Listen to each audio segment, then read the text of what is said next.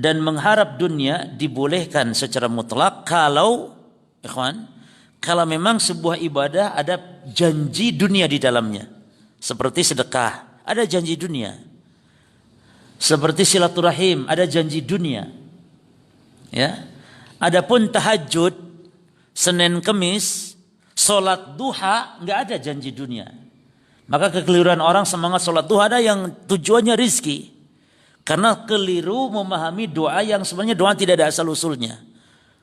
Allahumma la duha ila duha wal baha bahuka wal jamal jamaluka. Allahumma in kana rizki fi sama fa anzilhu.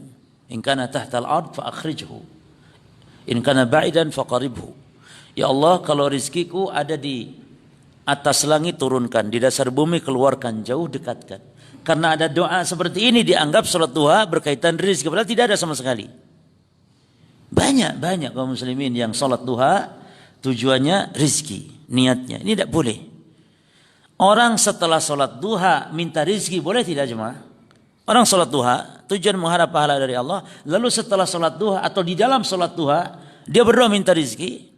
Wong tiap salat kita minta rizki jemaah. Rabbik firli warhamni wajburni wahdini warzuqni.